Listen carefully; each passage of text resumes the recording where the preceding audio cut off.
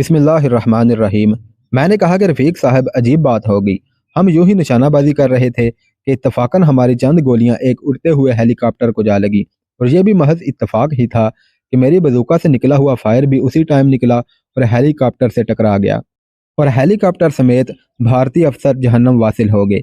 मेरे भारतीय फौजियों को जहन्नम वासिल करने का सुनकर रफ़ीक चौंका और कहने लगा, मैं तुम्हारे बारे में पहले ही शक में पड़ गया था कि कर्नल मुजम्मल जो बांग्लादेश का दुश्मन है, उसके साथ तुमको उसकी जीप में देखा था। अब ये बताओ कि दर हकीकत तुम कौन हो? मैंने हंसते हुए कहा कि मेरे इंसान होने में तुमको शक है? क्या मुझसे पूछ रहे हैं? हम यहाँ शिकार करने के लिए आए हैं। शिकार किसका होगा ये मैंने तुम पर वादे नहीं किया था। तो फिर सुनो, क्या याद करोगे? मुझे जानवरों से ज्यादा इंसानों, खसूसन गद्दारों के शिकार का शौक है। क्या तुमने ही सकूते ढाका के वक्त खलना में भारतीय फौजियों को फूलों के हार पहनाकर इस्तकबाल नहीं किया था? खलना में भारतीय फौजियों की आमद के वक्त तो पाक भारत जंग लगी हुई थी और बांग्लादेश भी मार्द वजूद में नहीं आया था। क्या तुमने उस वक्त अपने मुल्क पाकिस्तान से गद्दारी नहीं की थी? रफीक आंखें फाड़े मेरी बातें सुन रहा था। मैंने अपने दिल का गुबार निकालते हुए अपनी बात जारी रखी। 24 बरस पाकिस्तान का नमक खाने और उसका शहरी कहलाने के बाद चंद मुल्की गद्दारों और भारत की शातराना चालों और मुक्ति बाहिनी के भेस में भारतीय फौजी मशरकी पाकिस्तान भेजकर अपने वतन अजीज को दौलत होते देखने वाले शहरियों की तीन किस्में हैं। पहली में वो लोग थे जो मुल्क को दुश्मन की साजिशों का शिकार होता देखकर खामोश ना रह सके और मुल्क दुश्मनों के खिलाफ लड़ते हुए शहीद हो गए, और दूसरी किस्म में वो लोग थे जो खामोशी से इस सदमे को बर्दाश्त कर गए, और तीसरी किस्म में तुम और वो गद्दार थे जिन्होंने वतन फरोशी में अहम किरदार अदा किया और पाकिस्तानी फौज को सामने से दुश्मन की और पीछे से तुम जैसे गद्दारों की गोलियां खानी पड़ी। रफीक मेरे बोलने के दौरान गैर महसूस तरीके से पीछे हटता गया और अचानक अपनी राइफल मुझ पर तान कर उसने ट्रिगर दबा दिया। मट्टी भरे कारतूसों से जब बंदूक की ठुस भी ना हुई और सिर्फ ट्रिगर के दबने की आवाज आई तो उसने बंदूक फेंक कर अपना पिस्टल निकाला और मुझ पर फायर करना चाहा। खाली पिस्टल ने भी जब साथ ना दिया तो रफीक पिस्टल फेंक कर मेरी तरफ आया और पाँव में गिर कर माफिया मांगने लगा और जान बख्शी की इल्तिजाएं करने लगा। मैंने नंबर 2 को कहा कि चकमा मजदूर को अपनी गिरफ्त में ले लें। मैंने रफीक को 2-3 ठोकरें मारी और कहा कि उठ कर बैठ और मेरे सवालों का जवाब दे, उसके बाद ही मैं तुम्हारे मुतालिक फैसला करूंगा। मैं एक बड़े पत्थर पर बैठ गया और रफीक को अपने सामने जमीन पर हाथ अपनी गर्दन के पीछे रखने का कहकर बिठा लिया। मैंने रफीक को सुनाते हुए कैसर को कहा कि वो रफीक के पीछे खड़ा हो जाए कि मेरे जिस सवाल का जवाब रफीक ने गलत दिया, मेरे इशारे पर तुम 10 जूते पूरी कुव्वत से रफीक के सर पर मारना और दोनों साथी उसे बाजुओं से पकड़ कर रखें ताकि उसकी अकल ठिकाने आ सके। 100 जूते मारने के बाद जूता अपने साथी को पकड़ा देना और खुद उसके बाजू पकड़ लेना। फिर कैसर के साथियों ने उसे बाजुओं से पकड़ लिया और कैसर अपना बूट उतार कर अपने हाथ में पकड़कर रफीक के पीछे खड़ा हो गया। रफीक की कुव्वत मुदाफ़त जवाब दे चुकी थी। मैंने रफीक से सवाल किया कि सोनिया कहाँ है? रफीक बोला, कौन सोनिया? रफीक के जवाब पर मैंने कैसर को इशारा किया। कैसर के तीसरे जूते पर ही रफीक बोल उठा, वही सोनिया जो राजा तरी देव की बेटी है। मैंने कहा कि राजा तरी देव की नहीं, बल्कि रानी को शराब के नशे में मदहोश करके तुम्हारे स्याह कारनामे से जो इस दुनिया में आई थी, वो सोनिया। मेरे सवाल नुमा जवाब पर रफीक खामोश हो गया और फटी फटी आंखों से मेरी तरफ देखने लगा। मैंने कैसर को कहा कि यह मुहज़्ज़ब तरीके से नहीं बोलेगा, अब इसे मुसलसल जूते मारना शुरू कर दो और तब रुकना जब ये सोनिया की पैदाइश से लेकर अब तक के तमाम वाक़यात तफसीलन बताना शुरू करने का वादा ना कर ले। मैंने रफीक को जूते मरवाने से पहले उसके मुंह में रुमाल ठोंस दिया ताकि उसकी चीखों से आवाज़ ना निकल सके। कैसर ने रफीक के सर पर जूतों की बौछार कर दी। मैंने सिगरेट सुलगाया और कश लगाते हुए जूतों की गिनती करने लगा। अभी 20-22 पर ही पहुंचा था कि कैसर बोला, भाईजान ये कुछ कहना चाहता है। मैंने कहा कि इसे 15 जूते और मारो और उसे यह भी बता दो कि इसने सिर्फ बोलना ही नहीं बल्कि सच बोलना है। सोनिया के मुतल्लिक हमें सब पता चल चुका है। इसकी खिदमत सिर्फ इसलिए कर रहे हैं कि हम इससे भी सुनना चाहते हैं, और सिर्फ सच। मैंने फिर आंखें बंद कर ली और कश लगाते हुए जूते गिनने लगा। जब तादाद पूरी हुई तो कैसर रुक गया। मैंने रफीक से कहा कि अब तुम सच उगल दोगे और मुझे दोबारा ये रिपीट करने की ज़रूरत पेश नहीं आएगी, वरना हर सवाल के गलत जवाब पर यही जूता परेड शुरू हो जाएगी। रफीक की इस बात पर सर हिलाने पर मैंने कैसर को उसके मुंह से कपड़ा निकालने का कहा। उसके दोनों बाजू भी काबू में थे। रफीक ने इल्तिजाया अंदाज में सर सहलाने की इजाज़त मांगी। अब रफीक को کوئی راہ فرار نظر نہیں آ رہی تھی۔ میں نے سختی سے انکار کرتے ہوئے کہا کہ بولو اور صرف بولو، کیونکہ صرف بولنے کی تمہیں اجازت دی گئی ہے۔ میں چاہتا تھا کہ سب اصلیت جان کر ان دونوں کو جلد از جلد ٹھکانے لگا کر یہاں سے چلا جاؤں، کیونکہ یہ جگہ میرے لیے اب سیف ہاؤس نہیں تھی، بلکہ یہ جنگل تھا اور یہاں شکاریوں کی آمد و رفت بھی رہتی تھی۔ اور پھر ہم نے بھارتی ہیلی کاپٹر بھی مار گرایا تھا اور تحقیقات والی ٹیموں کی آمد بھی جلد ہی متوقع تھی۔ رفیق کی حالت خراب ہو چکی تھی۔ اس نے اٹک اٹک کر بولنا شروع کر دیا کہ میری بدقسمتی اسی دن سے شروع ہو گئی تھی جس دن میں آپ سے ملا تھا۔ چکما قبیلے کے سردار کا پیغام لے کر یہ مزدور، جو کہ چکما کا سپاہی ہے، چند روز پہلے ہی یہاں آیا تھا۔ اس نے آپ کو پہچان لیا تھا۔ میری بدقسمتی کہ میں نے آپ کا بھید فوج میں اپنے دوستوں کو نہ بتایا اور نہ ہی ان کو کرنل مزمل سے آپ کی ملاقات کا بتایا، کیونکہ بھارتی جاسوس آپ کی اصلیت جان کر مجھے بہت زیادہ انعام دیتے۔ میری یہ بھی بدقسمتی کہ آپ کے ہمراہ شکار پر چلا آیا، اور یہ بھی میری بدقسمتی کہ میرے پسٹل اور بندوق نے بھی میرا ساتھ نہ دیا۔ چوٹوں کی وجہ سے میرا سر درد سے پھٹ رہا ہے اور مجھ میں مزید بولنے کی تاب نہیں ہے۔ سونیا میری ہی بچی ہے اور روزین نام سے عیسائی خانقاہ میں رہتی ہے۔ اس کو میں نے رانگا ماٹی سے لاتے ہی خانقاہ والوں کے حوالے کر دیا تھا، اور وہ شروع سے ہی خود کو عیسائی سمجھتی ہے اور راہبہ بننے کی تعلیم پا رہی ہے۔ اس راز سے صرف میں ہی واقف ہوں۔ مجھے زندہ رکھ کر آپ سونیا تک پہنچ سکتے ہیں۔ مجھے زندہ رکھنے میں ہی آپ کا فائدہ ہے، اور میں آپ کو یقین دلاتا ہوں کہ آپ سے پورا تعاون کروں گا۔ یہ کہہ کر رفیق یا تو بے ہوش ہو گیا یا پھر اپنے بے ہوش ہونے کا ڈرامہ کرنے لگا۔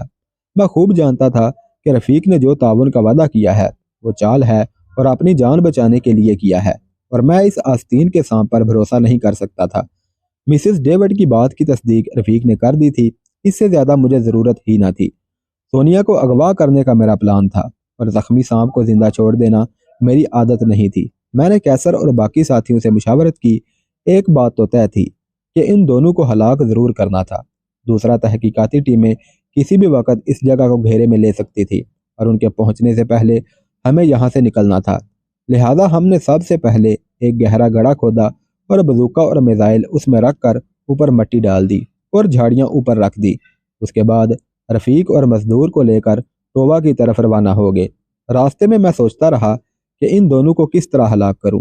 فائر کی صورت میں بھی شک مجھ پر جا سکتا تھا، کیونکہ میں انہیں شکار پر ساتھ لے کر آیا تھا۔ ہاں، اگر کسی زہریلے سانپ کے ڈسنے سے یہ دونوں مر جاتے ہیں تو یہ عام سی بات ہوگی۔ ان دونوں کے ہاتھ پیچھے باندھ رکھے تھے۔ ان دونوں کو زندہ چھوڑنا گویا اپنی موت کو دعوت دینا تھا، کیونکہ رفیق کو ہیلی کاپٹر کی تباہی کے متعلق میں پہلے ہی بتا چکا تھا۔ اب رفیق مجھے بالکل نارمل دکھائی دے رہا تھا، جیسے اسے امید ہو کہ اسے اب میں زندہ چھوڑ دوں گا۔ توبہ کی طرف ہر بڑھتا ہوا میرا قدم مجھے مصیبت کی دعوت دے رہا تھا۔ میرے ساتھی میرے ہر حکم کی تعمیل کر رہے تھے۔ مجھے کھیدا والوں کا ہاتھی پکڑنے اور پھر ہاتھیوں کا اپنے لیڈر کے ساتھ سلوک ذہن میں آ گیا کہ کہیں میری وجہ سے میرے ساتھی مصیبت میں پھنس کر میرے ساتھ بھی ویسا ہی سلوک نہ کریں۔ لہذا میں نے مروجہ راستہ چھوڑ کر 2 میل جنگل کے اندر بیٹھ کر ان کا کچھ سوچنے کا فیصلہ کر لیا۔ مروجہ راستے سے ہٹ کر جب ہم جنگل کے اندر کی طرف بڑھنے لگے تو رفیق اور مزدور نے پس و پیش سے کام لینا شروع کر دیا، لیکن میرے ساتھیوں نے انہیں میرے پیچھے دھکیلنا شروع کر دیا۔ وہ دونوں زمین پر لیٹ گئے۔ کیسر نے جب رفیق کو اٹھانے کے لیے اس کی پشت پر ہاتھ ڈالا تو ایک بوتل ہاتھ کو لگی۔ کیسر نے رفیق کا کینوس کا تھیلا کھولا تو اندر سے ایک وسکی، ایک اسکاچ اور کنگھی شیشہ برآمد ہوئے۔ میرے ساتھی انہیں گھسیٹ کر جنگل کے تھوڑا اندر تک لے گئے اور ہم لوگ وہیں بیٹھ کر ان کو ٹھکانے لگانے کے متعلق سوچنے لگے۔ سگریٹ نکالنے کے لیے جب میں نے اپنی کوٹ کی اندرونی جیب میں ہاتھ ڈالا تو ایک رومال میں لپٹا ہوا زہریلے تیر کا ایک ٹکڑا مجھے اپنی جیب میں محسوس ہوا۔ میں نے وہ جیب سے باہر نکال لیا اور سوچنے لگا کہ اب کیا کروں۔ میرے ساتھی خاموشی سے میری طرف دیکھ رہے تھے۔ انہیں میرے متعلق اتنا یقین نہیں تھا کہ میں فیصلہ کرنے میں اتنی دیر لگاؤں گا۔ بھارت، نیپال، برما، آسام، بنگلہ دیش، مورنگ، مگ اور چکما قبائل کے دوران سے گزرتے ہوئے جو مجھ میں سب سے زیادہ تبدیلی آئی تھی وہ قوت فیصلہ کی تھی کہ اب مجھے کسی بھی کام کا فیصلہ کرنا مشکل دکھائی دینے لگا تھا۔ داستان بیان کرتے وقت میری جو کیفیت ہے وہ میری بیوی اور میرے دوست ہی جانتے ہیں۔ میں نے اپنے ساتھیوں سے پوچھا کہ ان کا کیا کیا جائے، مگر وہ خاموش رہے۔ ایسے حالات میں نے جو فیصلہ کیا گو وہ کمزور تھا، مگر اس کے سوا مجھے کچھ بھی نظر نہیں آ رہا تھا۔ میں نے نمبر 2 کو کہا کہ رفیق کے منہ سے کپڑا ہٹا دو اور کیسر کو کہا کہ رفیق کا منہ کھول کر وسکی اس کے منہ میں اس طرح ڈال دو کہ ایک قطرہ بھی نیچے نہ گرے اور نہ بوتل میں بچے۔ رفیق نے تھوڑی ہیل و حجت سے کام لیا مگر پھر بے بس ہو گیا۔ جب ساری شراب اسے پلا دی گئی تو میں نے نمبر 2 کو کہا کہ رفیق کو درخت کے سہارے بٹھا دو تاکہ ساری شراب معدے میں چلی جائے۔ اس کے بعد چکمہ مزدور کی طرف متوجہ ہوا اور اس کی گردن پر 3 جگہ پر زہریلا تیر اس طرح چبویا کہ جیسے کسی سانپ نے ڈسا ہو۔ مزدور تیر چبھنے کے بعد تھوڑا سا تڑپا پھر ٹھنڈا ہو گیا۔ میں نے اسے ایک درخت کے قریب اس طرح لٹانے کو کہا کہ جیسے کوئی سانپ کے ڈسنے سے مرا پڑا ہو۔ اس کے بعد میں رفیق کی طرف متوجہ ہوا۔ وہ نشے کی وجہ سے فل مدہوش ہو چکا تھا۔ میں نے رفیق کے سر پر عین اس جگہ جہاں پر حرام مغز بالکل قریب ہوتا ہے وہاں پر اپنے پسٹل کے دستے سے چوٹیں ماری اور پھر اس کی نبض چیک کی۔ رفیق مر چکا تھا۔ کیسر نے رفیق کی جیبوں کی تلاشی لی، سوائے کرنسی کے سب کچھ نکال لیا۔ رفیق کی جیب سے کچھ کاغذات بھی نکلے، یہ بنگلہ اور انگریزی میں لکھے ہوئے تھے۔ بوتل رفیق کے قریب رکھ کر رائفل اور کارتوسوں کی پیٹی بھی کیسر نے اٹھا لی اور میرے کہنے پر اس کے پسٹل میں 30 بور کی اپنی گولیاں ڈال دیں اور 32 بور کی گولیوں سے بھرا پیکٹ بھی نکال لیا۔ بندوق سے مٹی سے بھرے کارتوس نکال دیے گئے۔ اب میں نے ساتھیوں کو کہا کہ ان کو یہیں اسی حالت میں چھوڑ کر جلد از جلد ٹوبا پہنچنے کی کوشش کرو۔ ہم تیزی سے چلتے ہوئے ٹوبا پہنچے۔ میں نے گائیڈ کو کہا کہ رفیق اور مزدور ہم سے بچھڑ کر پہلے ہی یہاں پہنچنے کے لیے روانہ ہو گئے تھے۔ ہم نے واپس آتے ہوئے بہت تلاش کیا لیکن وہ نہ ملے۔ میں نے انجان بنتے ہوئے گائیڈ سے پوچھا کہ وہ دونوں کب کے یہاں پہنچے ہیں۔ گائیڈ کے یہ بتانے پر کہ وہ ابھی تک یہاں نہیں پہنچے، میں نے حیرت کا اظہار کرتے ہوئے کہا کہ ہو سکتا ہے کہ پھر وہ کسی اور شکار پارٹی کے ملنے پر ان کے ساتھ چلے گئے ہوں۔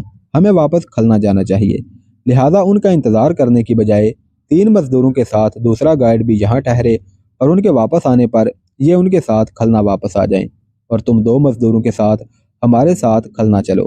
کھلنا پہنچ کر میں تمہاری اور بقیہ سب کی ادائیگی کر دوں گا۔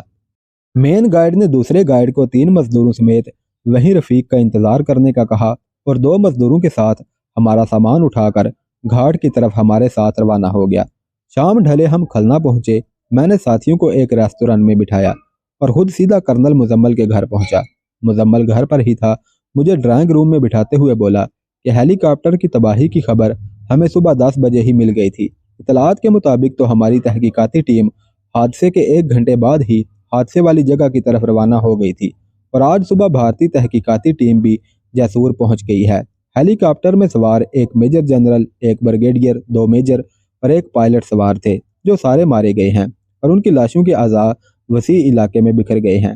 میں نے مزمل کو رفیق اور مزدور کی ہلاکت اور باقی مزدوروں اور گائیڈز کو ان کی لا علمی کا بتاتے ہوئے کہا کہ مجھے پورا احساس ہے کہ میری اس بات میں کوئی وزن نہیں ہے، لیکن ایک تو میں فوجی تحقیقاتی ٹیم کے سامنے سے کترا رہا تھا، دوسری طرف رفیق کو ٹھکانے لگانا بھی ضروری تھا کیونکہ اسے میری اصلیت کا پتہ چل چکا تھا اور وہ اسی انتظار میں تھا کہ مجھ پر کاری وار کر سکے۔ اس نے خود اپنی زبان سے اعتراف کیا تھا کہ اس نے مجھے تمہارے ساتھ تمہاری جیپ میں دیکھا تھا اور وہ بقول اس کے اپنے حامی فوجی افسران کو جو تمہارے مخالف ہیں ان کو نہ بتا سکا۔ وہ دراصل بھارتی جاسوسوں کو میرے متعلق پوری انفارمیشن دے کر بڑا انعام حاصل کرنے کے چکر میں تھا۔ کرنل میری باتیں سن کر سوچ میں پڑ گیا۔ میں نے بات جاری رکھتے ہوئے کہا کہ رفیق کی پراسرار موت کو اس کے حامی افسران اتنی آسانی اور خاموشی سے ہضم نہیں کریں گے۔ تفتیش شروع ہوئی تو اس کا پہلے مرحلے میں ہی میرے ساتھ جانا سامنے آ جائے گا۔ میں اور میرے ساتھی بغیر پاسپورٹ ویزا کے اور غیر قانونی طور پر بنگلہ دیش میں داخل ہوئے ہیں۔ رانی اور دوسری خواتین کھلنا میں ہیں، ہمارا سامان بھی درشن ہوٹل میں ہے۔ حالات کی سنگینی کے پیش نظر میں نے اپنے ساتھیوں کو ابھی تک ہوٹل جانے کی اجازت نہیں دی اور وہ ایک ریسٹورنٹ میں بیٹھے ہوئے ہیں۔ اب مجھے تو کچھ سمجھ نہیں آ رہا کہ ہم کیا کریں، اسی لیے میں سیدھا تمہارے پاس آیا ہوں۔ مزمل نے میری پوری بات سن کر کہا کہ مجھے بریگیڈیئر صاحب سے بات کرنی پڑے گی۔ ویسے میں تمہیں یقین دلاتا ہوں کہ کوئی تمہارا بال بھی بانکا نہیں کر سکے گا۔ تمہیں ہم نے اپنے مشن کی ذمہ داری بہت سوچ سمجھ کر سونپی تھی۔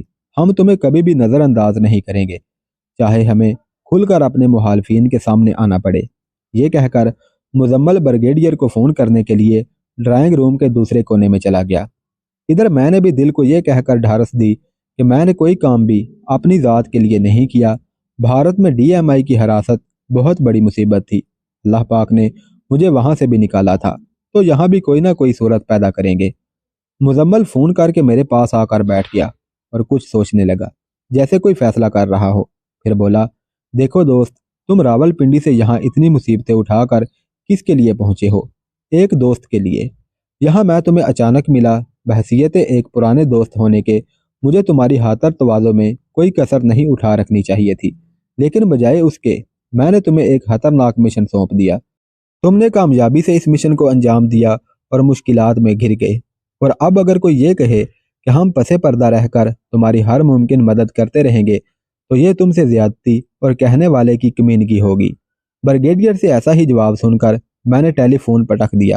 میں نے ہی تمہیں کھلنا میں اس مصیبت میں ڈالا ہے، اور اپنی پوری ذمہ داری اور دوستی کے ناطے میں تم سے وعدہ کرتا ہوں کہ مجھے تمہاری حفاظت کے لیے اپنی جان بھی قربان کرنی پڑے گی تو میں دریغ نہیں کروں گا۔ مزمل نے کہا کہ تم مجھ پر یقین رکھو، میں تمہیں کسی بھی لمحہ یہاں اکیلے نہیں رہنے دوں گا۔ یہ کہہ کر مزمل خاموش ہو گیا۔ چند لمحے خاموش رہنے کے بعد بولا، جب تک ہم درپیش مشکلات کا تجزیہ نہیں کریں گے تو ان کا حل بھی سمجھ میں نہیں آئے گا۔ مزمل اور میں اکٹھے ہی اس کے گھر سے نکلے۔ ٹھیک 2 گھنٹے بعد تمام انتظامات کر کے مجھے مزمل نے درشن ہوٹل میں ملنا تھا۔ میں پہلے ساتھیوں کے پاس ریسٹورنٹ میں گیا اور مختصراً انہیں پلان بتا کر ان کے ساتھ ہی درشن ہوٹل چلا آیا۔ ساتھی اپنی تیاری میں مصروف ہو گئے اور میں نے رانی سے مل کر سب کو 1 گھنٹے کے اندر اندر تیار ہونے کا کہا۔ ٹھیک 2 گھنٹے بعد ایک میجر 2 فوجی ٹرک لے کر آ گیا۔ ایک ٹرک میں مزمل کی بیوی اور بچے بیٹھے تھے۔ میں نے اس دوران ہوٹل سے چیک آؤٹ ہونے کے لیے سب کمروں کی ادائیگی کر دی۔ رانی، اس کا بیٹا اور دوسری خواتین اس ٹرک میں بیٹھ گئیں اور میجر ان سب کو لے کر باری سال مزمل کی بیوی کے میکے کی طرف روانہ ہو گیا۔ دوسرے ٹرک میں ہم سب ساتھی ایک JCO کے ساتھ ایک فوجی گیسٹ ہاؤس کی طرف روانہ ہو گئے۔ مزمل گیسٹ ہاؤس میں ہمارا منتظر تھا، جہاں اس نے 4 کمرے ہمارے لیے ریزرو کروا رکھے تھے۔